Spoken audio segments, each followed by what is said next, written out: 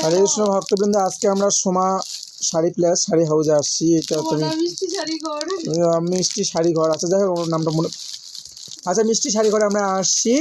এটা হচ্ছে ঘোষপাড়াতে। তো এখানে আমাদের দত মামনি, উনি হচ্ছে প্রোপাইটার। তো এখানে আমি মোজা নিলাম, শীতের জন্য খুব কষ্ট হচ্ছিল, তো ভাবছিলাম যে একটু মোজা নেই। তো দুজোড়া মোজা নিলাম, খুব সুন্দর কালার।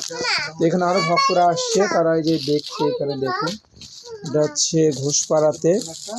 আপনারা সবাই আসবেন, আমি স্পন্সর করছি। তো সবাইকে দেখুন, এখানে আপন দাস আসছে, এখানে মাধব কৃষ্ণ দাস আসছে, আর আমি তো আছি শিল্প ইস্কন মন্দির জিএস। আর এখানে উনি হচ্ছেন প্রোপাইটার। একটু হরে কৃষ্ণ দেন। হরে কৃষ্ণ, উনি হচ্ছেন প্রোপাইটার। আচ্ছা ঠিক আছে, উনি হচ্ছেন এটা বিজনেস করছেন। ওনার জন্য সবাই কৃপা করবেন যেন ওনার বিজনেসটা ভালো হয়। ঠিক আছে। আর এটা হচ্ছে এখানে সুন্দর সুন্দর প্রোডাক্ট রয়েছে, আপনারা দেখতে পাচ্ছেন। এখানে হচ্ছে আপনার শীতের চাদর আর এনিথিং, সব শীতেরই কালেকশন এখানে সব আছে। যাই হোক, এখানে শাড়ি প্লেস। অবশ্য আমি এর আগেও একবার এসেছিলাম, কয়েকদিন আগে একটা জ্যাকেটও নিয়ে গেছি আমি।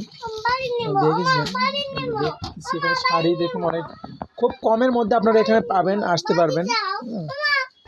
মানে ঠিক আছে, আপনাদেরকে আজকে সোমা প্লেস থেকে